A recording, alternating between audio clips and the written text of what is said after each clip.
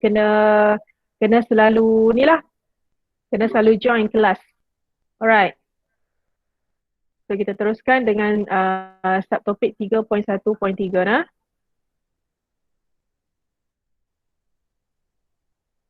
Okay, kalau saya laju sangat tolong bagi tahu, tapi rasanya kelas kita hari ni tak sampai sejam pun. Tak sampai sejam akan habis. Okey, periklanan. Apa yang dimaksudkan dengan periklanan?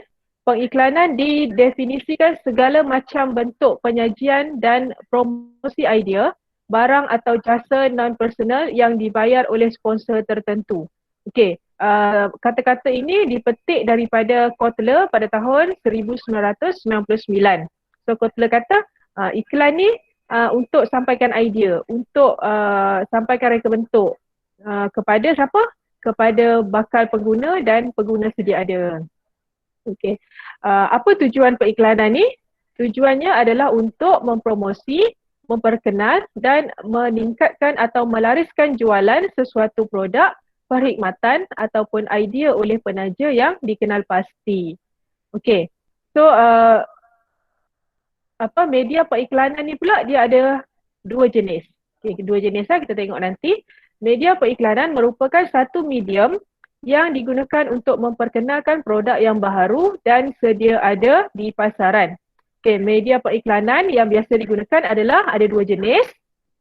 Okey, ada dua jenis ya, iaitu media massa dan media cetak. Pemilihan media periklanan yang tepat dapat menyampaikan mesej dengan segera tentang produk atau pengiklanan. So sekarang ni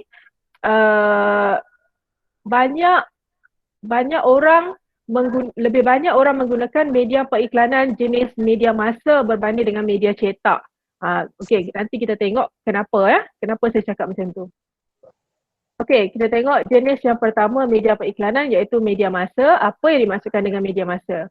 Okey, media massa ni merujuk kepada pelbagai teknologi media yang bertujuan untuk mencapai sejumlah besar pengguna media melalui komunikasi massa.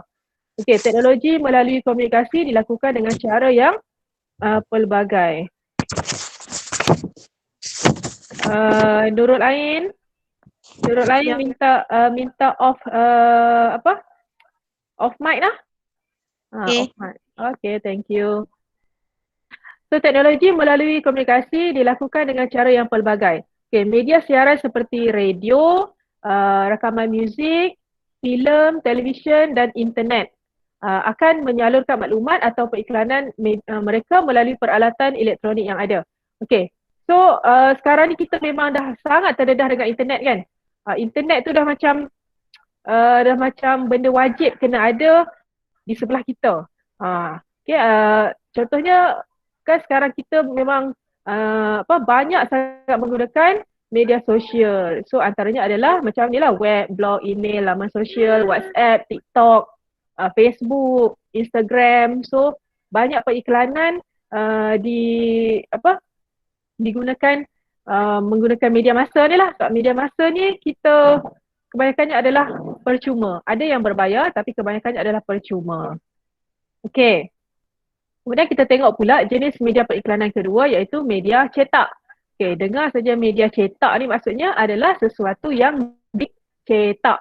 Dicetak maksudnya, okey, media cetak pula menggunakan objek fizikal. Objek fizikal ni maksudnya objek yang dapat disentuh dan dilihat depan mata. Okey, maksudnya boleh disentuh seperti akhbar, okey, surat khabar, seperti buku, risalah atau komik untuk menyebarkan maklumat mereka. Okey, contoh pada gambar yang ini. Okey, gambar ni gambar apa ni? Ini adalah gambar papan iklan yang biasa kita nampak di jalan-jalan besar utama. Okey. Dia letakkan iklan menggunakan papan iklan yang besar. Okey, kalau yang ini dia bukan percuma lah. Ini selalunya sesuatu company tu dia akan bayar dalam beribu-ribu untuk satu papan iklan ni. Okey, kemudian ini adalah contoh risalah. Risalah ni yang selalu promotor duk bagi kita kalau kita pergi shopping mall tu. Ini dinamakan risalah. So, papan iklan risalah ini adalah salah satu antara contoh media cetak lah. Media cetak. Okey. So ingat media periklanan ada dua jenis iaitu media massa dan media cetak. Okey ya, boleh ya? Okey, seterusnya selepas kita dah kenal pasti dua jenis media periklanan, sekarang kita tengok pula beberapa kaedah reka bentuk di dalam periklanan.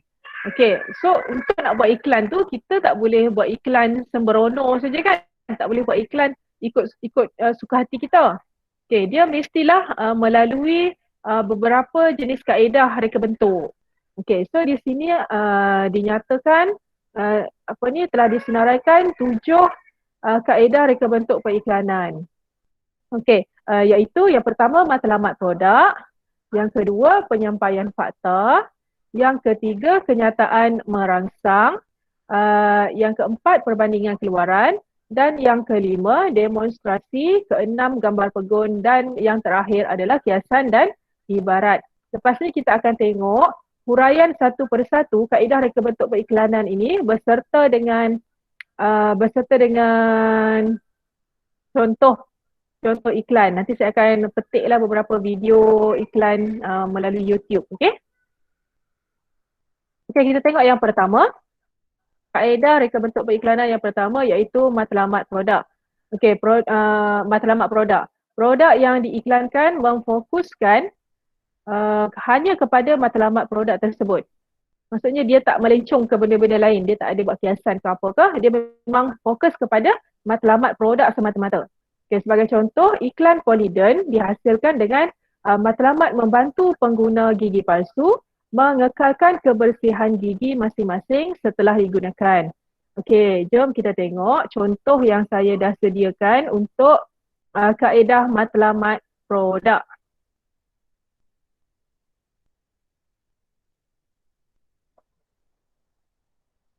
Okey, ini adalah sebelum saya mainkan video ni, ini adalah contoh iklan Polident.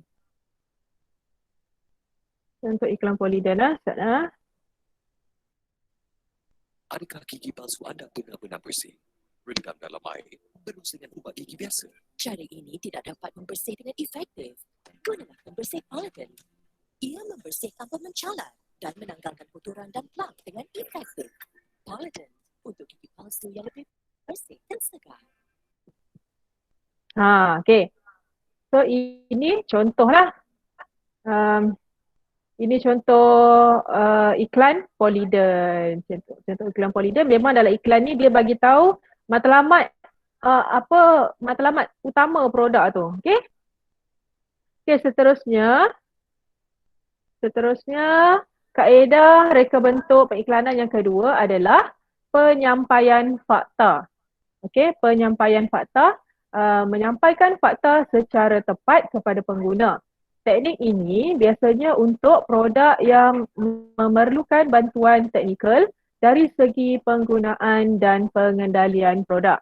Okey, contohnya ini mesti mak-mak, kakak-kakak yang kat rumah tu suka tengok Smart Shop tu tak? Smart Shop, Wow Shop, CJ Wow Shop, macam-macam shop kan dekat TV sekarang ni. Okey, iklan-iklan ini, contohnya iklan-iklan Smart Shop menyiarkan fakta dan cara penggunaan barangannya. Okey, jom kita tengok salah satu contoh. Okey, inilah salah contoh iklan produk jualan langsung di TV CJ Wow Shop. Dekat situ dia ada bagi mata ganjaran, berapa persen dapat dapat diskaun, voucher. Dan kadang-kadang dia sediakan QR code supaya mudah pembeli untuk beli. Kat situ dia nyatakan nombor telefon kan. Okay, alright, settle bahagian ni.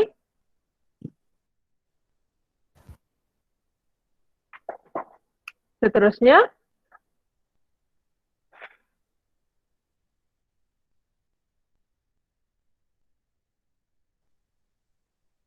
seterusnya kaedah reka bentuk periklanan yang ketiga iaitu kenyataan merangsang. Kenyataan merangsang. Okey, kenyataan merangsang ni saya tak ada video lah. Sebabnya dia lebih kepada media cetak. Ya, kaedah reka bentuk periklanan, kaedah merangsang. Iklan dimulakan dengan soalan yang merangsang pemikiran pengguna. Kaedah ini biasanya digunakan pada iklan media cetak. Dia memang kenyataan merangsang ni dia more to media cetak. Dia media masa ni ada tapi tak banyak. Okay, contoh, tajuk-tajuk akhbar biasanya akan memaparkan tajuk-tajuk sensasi yang akan menarik perhatian pengguna untuk mengetahui dengan lebih lanjut isi kandungannya.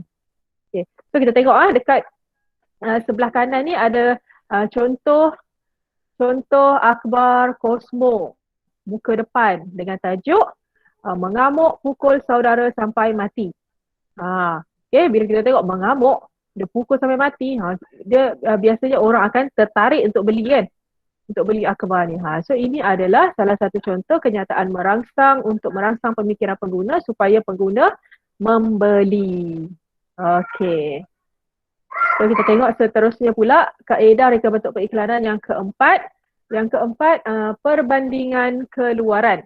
Okey, perbandingan keluaran, membuat perbandingan antara produk yang ingin dipasarkan dengan produk pesaing.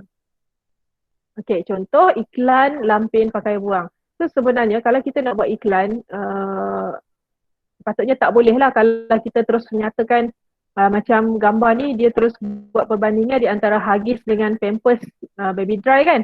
Sepatutnya kalau ikut etika periklanan tak boleh lah. Tapi tak tahu macam mana dia boleh lepas, dia terus buat perbandingan dengan jenama sebenar.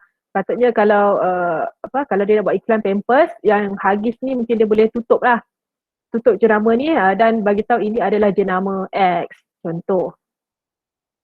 Kalau nak buat iklan yang beretika. Okay, so kita tengok contoh iklan yang membuat perbandingan keluaran. Okay ni iklan Trojan. Sorry dia punya gambar agak blur. Baju ayah berbau.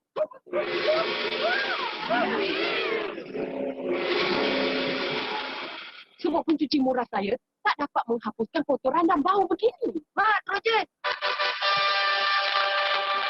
Kini Trojan lebih berkuasa. Trojan perkasa baru dengan rumusan dipertingkatkan. Ia menghilangkan kotoran dan menghapuskan bau dengan lebih berkesan daripada semua pencuci pen plastik murah. Baunya pun lebih harum dan segar. Trojan perkasa baru cukup berkesan menghapuskan kotoran dan bau. Okay, so ini contoh iklan Trojan. Ini zaman tahun 90-an ni punya iklan. Okay, zaman 90-an. So dia gambar agak blur. Okay, so tadi dia buat perbandingan di antara pencuci pakaian murah dengan pencuci pakaian Trojan. Itu contoh perbandingan keluaran yang beretika sebab dia tak namakan jenama sebenar produk pesaing. Okay. Okey, seterusnya kaedah reka bentuk pengiklanan yang kelima.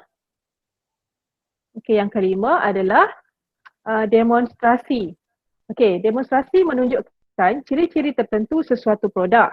Demonstrasi ini boleh ditunjukkan dalam dua keadaan, iaitu keadaan sebenar yang menunjukkan kefungsian sebenar produk.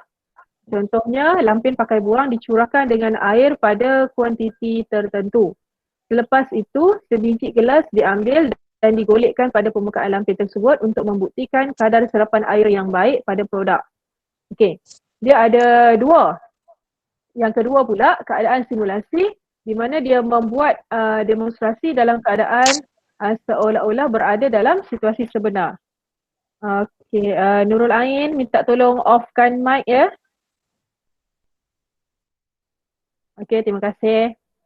So, keadaan simulasi tadi dia membuat demonstrasi dalam keadaan seolah-olah berada dalam situasi sebenar. Okey, contohnya iklan kemalangan jalan raya menggunakan patung bagi menggantikan manusia untuk menunjukkan impak yang diterima oleh tubuh manusia yang terlibat dalam kemalangan sekiranya tidak menggunakan tali pinggang keselamatan semasa memandu.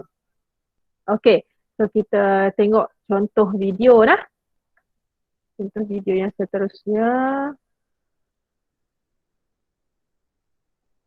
Okey, ini adalah contoh iklan Pampers. Okey, contoh iklan Pampers ha.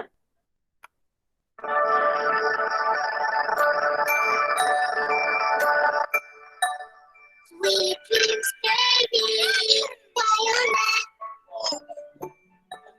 Kami tayo bago malalaman. Baby develops even while he sleeps. Pero maaari ma-explore ang tulog niya ng wetness. New Pampers Comfort absorbs up to 5 wettings. Okey, tengok. Dalam video YouTube ni, dia tuangkan 5 gelas air pada Pampers.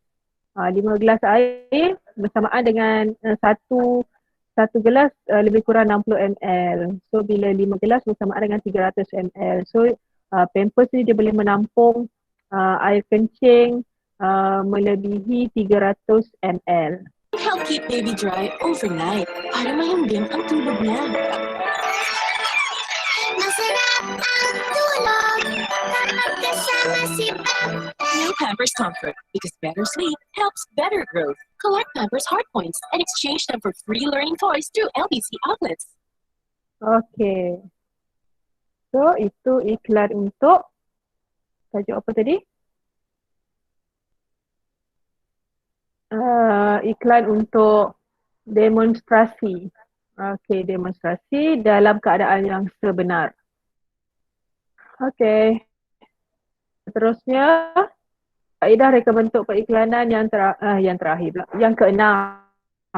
Yang keenam adalah gambar pegun. Okey, produk atau sesuatu keluaran akan menjadi fokus atau tumpuan dalam sesuatu iklan. Terutamanya untuk iklan media cetak. Okey, pegun ni dia lebih kepada media cetak lah. Contohnya, memfokuskan hanya kepada bahagian dalaman kereta untuk menunjukkan kelebihan terhadap sesebuah kereta keluaran terbaru. Okey, tengok ya gambar tu. Dia letakkan satu gambar pegun je.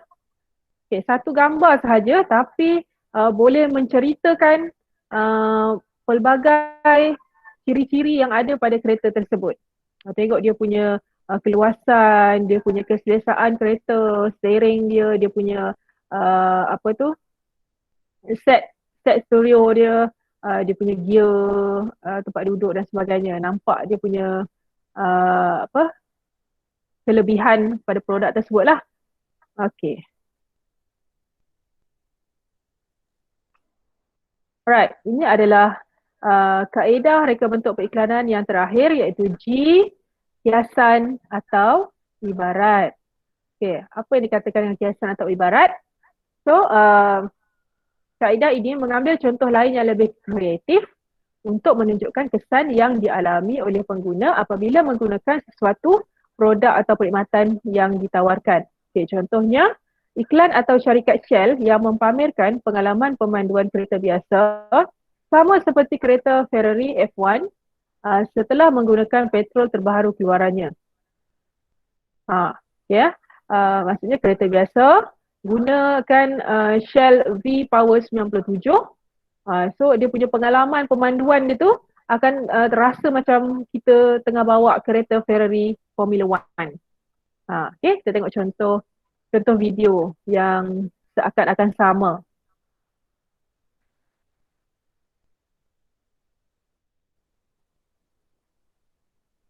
Oh, yang ni.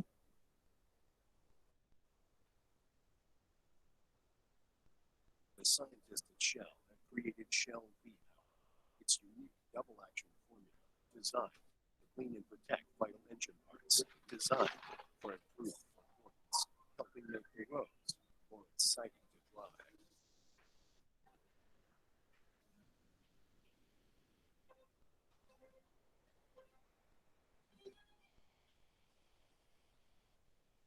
Choose Shell V-Power. Performance insights. Okey, apa yang dia nak nyatakan kat sini tadi? Apa yang dia nyatakan dalam iklan tu tadi adalah walaupun kereta tu melalui satu perjalanan yang mencabar, berbukit bukau, jalan teruk, jalan rosak, kena belok kanan, belok kiri, ke sana ke sini kan. Tapi dengan menggunakan V-Power Shell, dia rasa pemanduan dia sangat lancar. Itulah dia punya kiasan atau ibarat dia. Okey, ada lagi satu video saya lupa nak tunjukkan tadi, iaitu simulasi. Okay, video simulasi. Tak nak, lupa nak tunjuk. Lepas pula.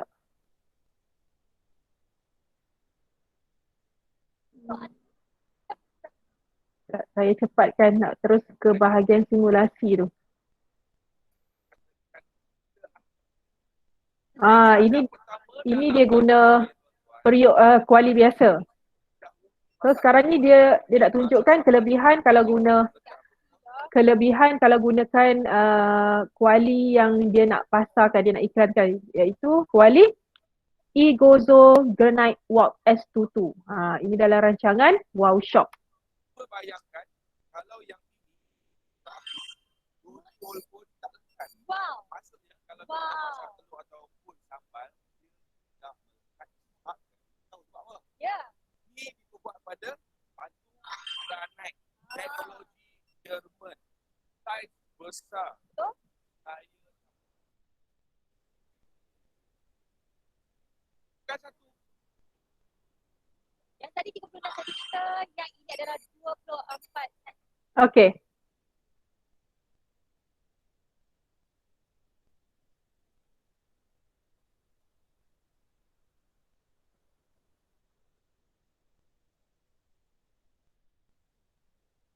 Alright. So itu adalah kaedah reka bentuk periklanan yang ketujuh.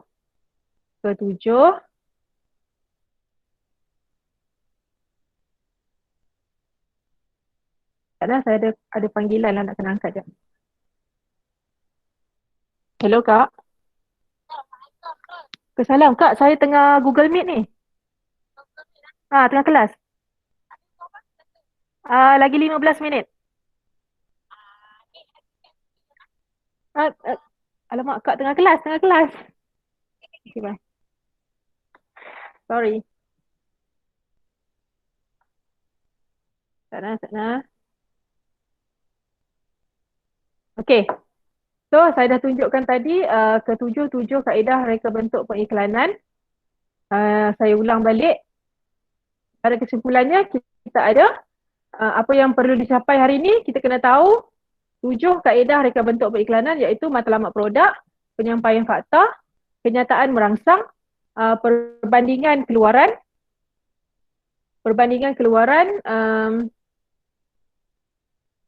demonstrasi, gambar pegun, dan kiasan atau ibarat.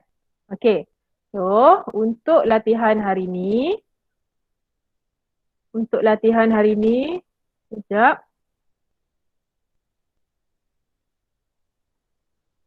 Okey, yang lain masih okey ke kat sana? Okey. Okey, terima kasih Nurul Ain Afifi. Okey, untuk latihan yang ni.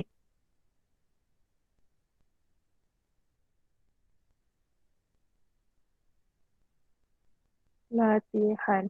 Okey, latihan, tolong tengok muka surat yang kelima.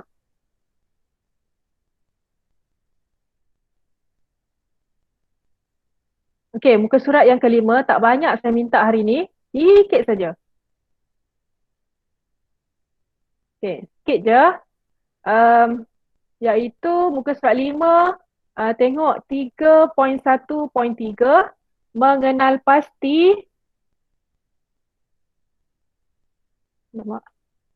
pasti kaedah reka bentuk periklanan, keperluan dan kehendak pengguna, bahagian A.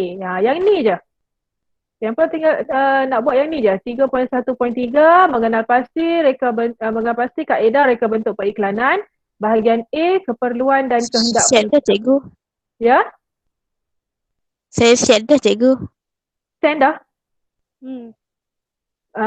Okey. Maksudnya dah pernah buat dengan cikgu lain lah? Tak. Buat kat rumah. Dah siap dah cikgu. Dah pernah buat eh? Tak, saya buat masa cikgu cakap tadi lah. Oh, bagusnya. Okey. Lagi bagus. Maksudnya habis kelas ni tangkap gambar terus hantar kat saya. Boleh ya? Baik cikgu. Terbaik. Okey. Ini je lah. Siapa yang belum buat, boleh buka buku teks. Boleh buka buku teks muka surat 139. Okey, muka surat 139. Betul tak? Okey. Muka surat 139 kat sini terus ada jawapan. Tinggal nak salin je. Okey nah. So, ada apa-apa soalan tak? Siapa ada apa-apa nak tanya? Tak ada cikgu. Senang sangat kan hari ni? Senang. Senang. Okey, terbaik. Okey nah. Jangan lupa tandakan, typekan nama di bahagian ruangan chat untuk kehadiran. Semua lah. 3M, 3S, 3M, 3D, 3C, 3A. Nanti mana yang yang kena hantar kehadiran dekat cikgu tertentu tu, saya akan forward dekat cikgu tu lah. Okey. Apa lagi nak cakap lah? So, setakat ni tak ada apa soalan lah. Tak ada. Okey. Saya nak nyatakan kat sini untuk kelas 3S, 3M dan 3A, latihannya dah siap. Tangkap gambar hantar pada saya, Cikgu Ros. Untuk kelas 3D, hantar pada Cikgu Salina. Untuk kelas 3C, hantar kepada Cikgu Fazli. Okey ya? Beres? Beres cikgu. Terima kasih. Okey, so rasanya setakat itu sahaja. Alamak, Farah Nabila baru nak join ke? Farah Nabila, dia dah masuk ke belum? Okey, tak apa. Nanti kawan Farah Nabila ni tolong habaq kat dia lah apa nak kena buat hari ni. Okey, itu saja untuk kelas hari ni. Kita tamatkan awal. Tadi kita start 12.20, kita habis pada jam 12.50. Aina off mic. Bye cikgu. Okey, bye. Assalamualaikum.